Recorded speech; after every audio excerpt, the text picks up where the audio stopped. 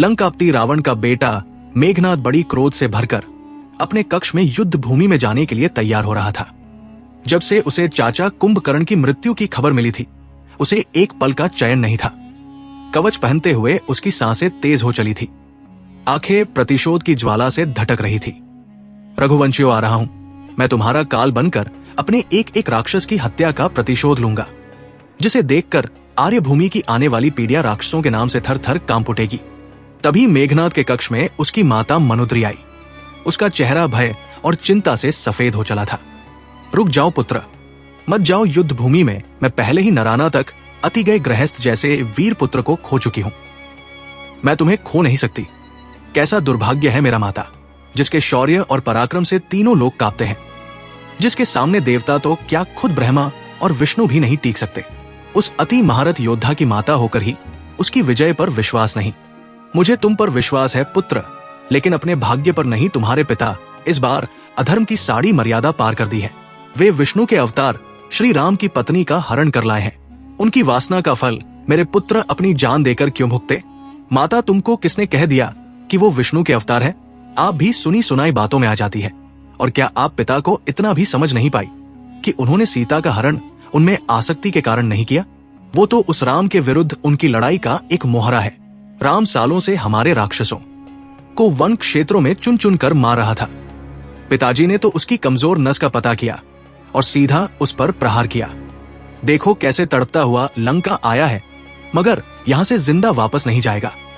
पुरुषों की लड़ाई में स्त्री को मोहरा बनाना क्या अधर्म नहीं है पुत्र? धर्म पर चलने का ठेका क्या राक्षसों ने ही लिया है? माता, देवताओं और वार अवतारों का क्या आप नहीं जानते? खुद विष्णु ने छल से असुरराज जालंधर की सती पत्नी वृंदा का सतीत्व भंग किया था।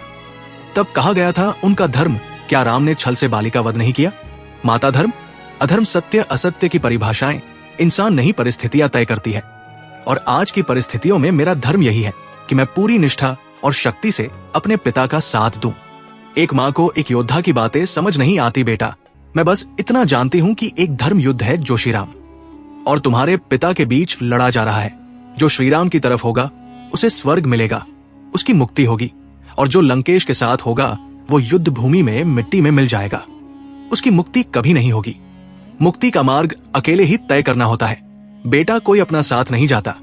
ये सुनकर मेघनाथ ने सिर दृढ़ता से ऊंचा किया और कहा, अपने पिता का साथ देने पर मुझे नरक मिलेगा तो वो नरक मेरे लिए स्वर्ग से भी बढ़कर है। माँ, जिस पिता ने मुझे जन्म दिया, जीवन दिया, प्रेम दिया, सारी सुख सुविधाएं दी, उसके लिए तो मैं वही कुंड का सुख भी छोड़ सकता हूँ।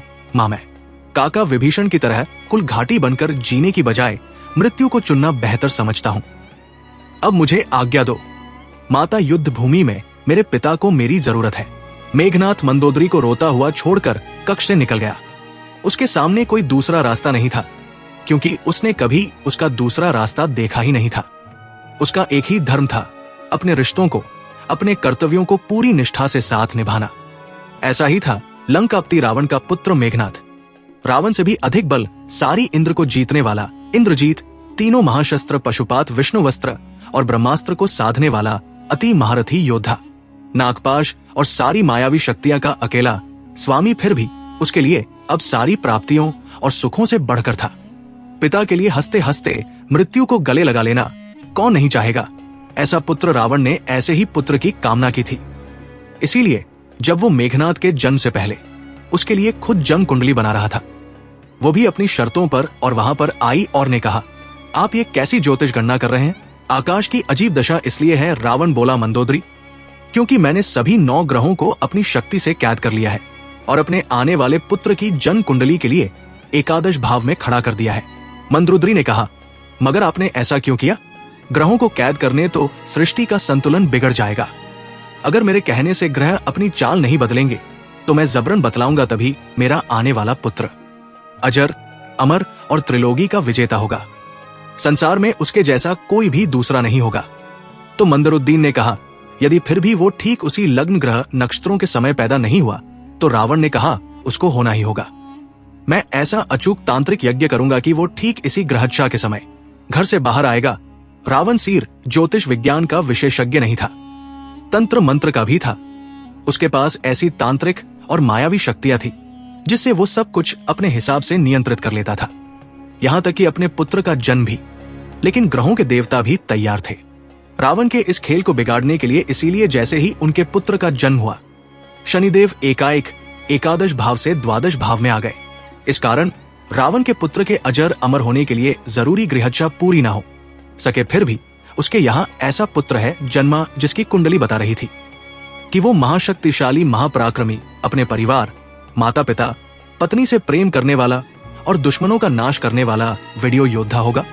रावण उसी पुत्र के जन्म से बहुत प्रसन्न हुआ और उसे गोद में लेते हुए बोला, मैं अपने इस पुत्र की शिक्षा व्यवस्था सर्वश्रेष्ठ गुरु शुक्राचार्य से गुरुकुल में कराऊंगा। इसे हर विद्या का प्रशिक्षण दूंगा कि ये मुझसे भी बहुत आगे निकल जाए। ये अपने बल पर अमरता हासिल कर लेगा। जब वो बालक रोया तो ऐसा नाद हुआ जैसे काले घने में गरज रहे हो।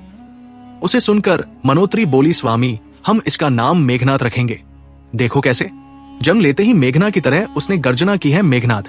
वाह, कितना सुंदर नाम है। लंकापति रावण का कुल दीपक, महाबलचारी, महापराक्रमी, वीर योद्धा मेघनाद। उस दिन मेघनाद के जन्म पर रावण ने जो भविष्यवाणी की थी वो आगे चलकर सही सिद्ध हुई। मेघनाद लंका जैसे वैभव सर्वशाली नगरी में धीरे धीरे बड़ा होने लगा। अब उसकी शिक्षा ग्रहण करने के लिए गुरुकुल जाने की उम्र आ गई थी। उसके मन में बचपन से ही तंत्र मंत्र, महावीर सिद्ध के प्रति सहज आकर्षण था। वो जब भी अपने पिता रावण या दूसरे किसी राक्षस को कोई तांत्रिक क्रिया करते हुए देखता तो उसमें बहुत रुचि दिखाता। रावण ने उसे बहुत छोटी उम्र में ही असुरों के महान गुरु शुक्राचार्य के पास ले गया। गुरुदेव, मेघनाद को आपको सौंपने आया है। इसको ऐसा प्रशिक्षण दीजिए कि ये बल, विद्या, ज्ञान और सारी कलाओं में अपने पिता को भी पीछे छोड़ दे। छोटे बालक मेघनाद को देखकर शुक्राचार्य की आंखें चमक उठी। इसकी आंखों में कुछ अलग बात है लंकेश, ये कोई साधारण बालक नहीं है, ये हीरा है। तुम निश्चित रहो, मैं इसे तराश कर तिलोक का सबसे बड़ा शानदार हीरा बनाऊंगा, जिसकी चमक से देवताओं की आंखें भी चौंक जाएगी। मैं इसे सारे दुर्लभ अस्त्र वस्त्रों का ज्ञान दूंगा, सारी युद्ध कला सिखाऊंगा, इसको सारी मायावी शक्तियां का स्वामी बनाऊंगा। आज से ये तुम्हारी नहीं, मेरी जिम्मेदारी है। गुरु शुक्राचार्य की बातों पर भरोसा कर रावण निश्चित होकर लंका लौट गया और बालक मेघनाथ ने असुर गुरु शुक्राचार्य के साथ रहकर अपनी शिक्षा आरंभ कर दी। उसको जो सिखाया जाता वो एक ही बार में सीख लेता। 12 वर्ष को होते होते मेघनाथ ने अपने कुल देवी निकुंभला के मंदिर में अपने गुरु से कठिन दीक्षाएं लेकर कई सिद्धियां प्राप्त कर ली थी। फिर भी वो संतुष्ट नहीं था। एक दिन रावण ने अपने गुप्तचर को यह जानने के लिए भेजा कि मेघनाथ की शिक्षा कैसे चल रही है। गुप्तचर ने उसे आकर बताया, महाराज युवराज इतनी छोटी सी आयु में निकुंभला देवी के मंदिर में कठिन साधनाएं कर रहे हैं। उन्होंने बहुत सी महावीर सिद्धि प्राप्त कर ली है, फिर भी वो संतुष्ट नहीं है। युवराज, मेघनाथ ने मौन व्रत धारण किया हुआ है। जब तक वो मायावी शक्तियां प्राप्त नहीं कर लेते, मौन व्रत नहीं तोड़ेंगे। ये सुनकर रावण बहुत खुश हुआ और हंसते हुए बोला था, ये तो बहुत ही शुभ लक्षण है। हम खुद जाकर मेघनाथ की महाविशक्तियों की परीक्षा लेंगे। रावण ने अपनी माया से एक शिकारी का भेष धारण किया। तीर कमान लेकर निकुंभला देवी के मंदिर वाली गुफा की ओर चल पड़ा। मेघनाथ शाम के समय जंगल में हवन की लकड़ियां इकट्ठा करने आया करता था। उसी समय शिकारी बने रावण ने उस पर पीछे से तीर साध लिया। जैसे ही रावण ने तीर छोड़ा, मेघनाथ पलटा और खुद को उस वार से बचा लिया। उसके बाद में मेघनाथ ने तुरंत कुछ मंत्र पढ़कर एक दिव्यास्त्र का आह्वान किया और उसको रावण के ऊपर छोड़ दिया। वो अस्त्र सैकड़ों रस्सियों में बदल गए, जिन्होंने रावण के हाथ और पैर जकड़कर उसे एक पेड़ से बांध लिया। उसके बाद मेघनाथ ने एक दूसरे बाण का संधान किया और उसको रावण की ओर छोड़ दिया। उस बाण ने जाकर रावण के चरणों का स्पर्श किया। इसके बाद मेघनाथ रावण के सामने सिर झुकाकर हाथ जोड़कर खड़ा हो गया। ये देखकर रावण हैरान रह गया, तो तुमने मुझे पहचान ही लिया। पुत्र मेघनाद अभी भी मौन व्रत में था, इसीलिए मुझसे कुछ नहीं बोला, लेकिन उसने रावण की ओर अपने विचार इतनी तीव्रता से भेजे कि वो उन्हें साफ तौर पर सुन पाया।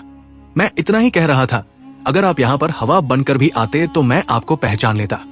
जो अपने पिता को ना पहचान पाए, ऐसा पुत्र मैं नहीं, मेरा प्रणाम स्वीकार करें। पिताजी। किशोर मेघनाद की योग्यता देखकर रावण का सीना गर्व से चौड़ा हो गया। रावण ने अपनी शक्ति से बंधन खोले और जाकर मेघनाद को गले लगा लिया। तभी वहां पर शुक्राचार्य आ गए।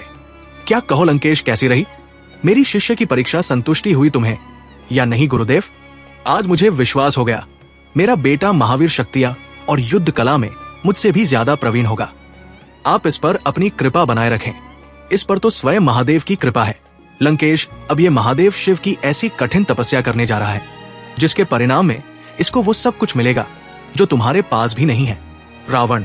रावण संतुष्ट होकर लंका लौट गया और मेघनाद ने शुक्राचार्य के निर्देश में भगवान शिव की कठिन तपस्या आरंभ कर दी।